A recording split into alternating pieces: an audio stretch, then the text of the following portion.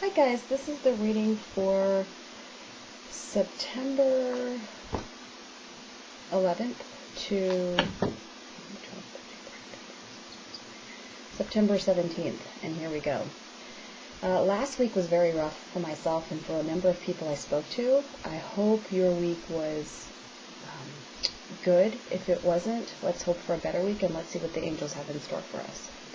The first message we got was the jumping cards, of course, from Lord Michael, and we got detach from the situation, and it says, the prayer says, Archangel Michael, I ask you to use your flaming sword to cut any attachment to fear or drama so that I may be centered in the knowingness that peace is everywhere within me in this situation.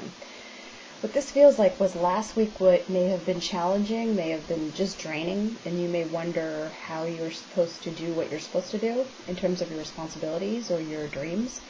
And he's just saying detach from the drama, detach from wanting a certain thing, and see what happens, is the feeling I'm getting from him.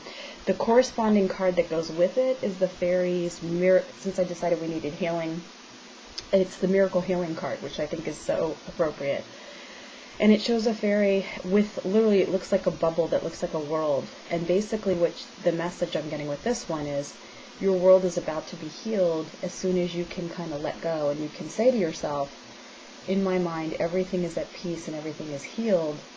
I'm surrendering the situation to you, God and angels and fairies, and I'm asking for your help so that it turns out perfectly since I've done my best.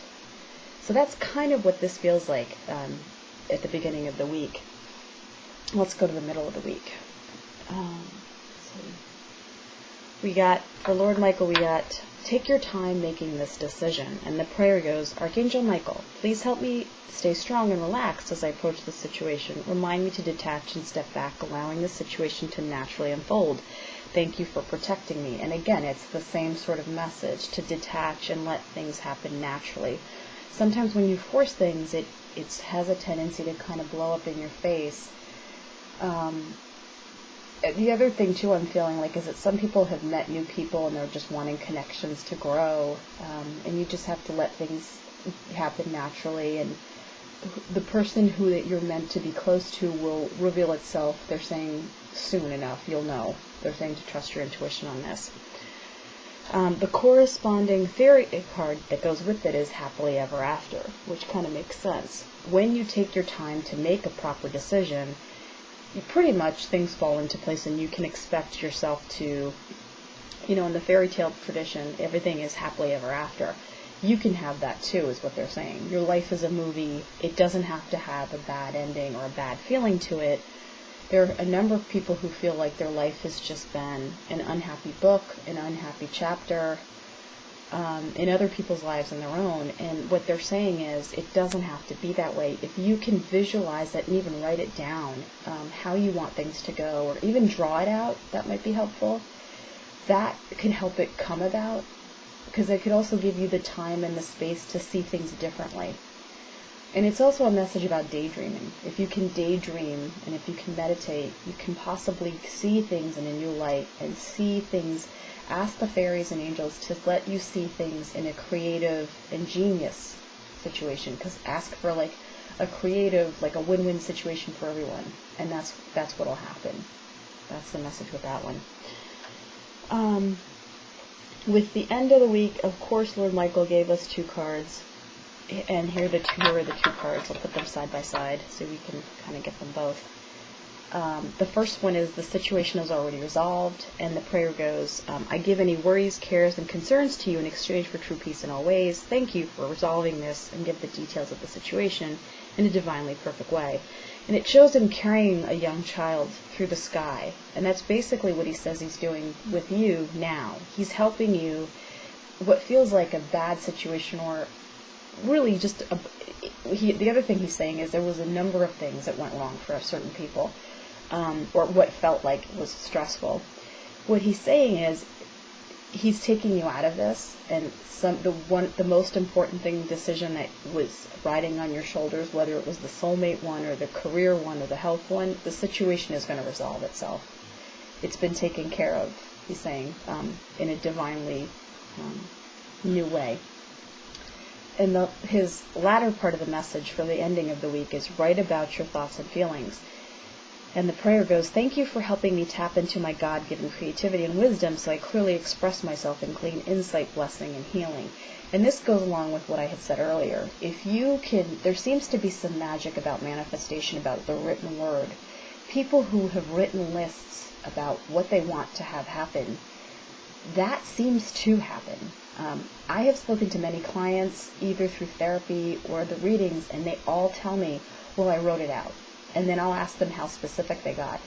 The people who write things out specifically will get the specificity, as opposed to the people who maybe didn't. And I'll actually help people write their specific manifestation lists in either therapy or the reading, so that they can help manifest and heal. And it's just been a huge healing thing for both themselves and myself. I mean, I've done it myself, and I have to tell you, it really does work. Please try it.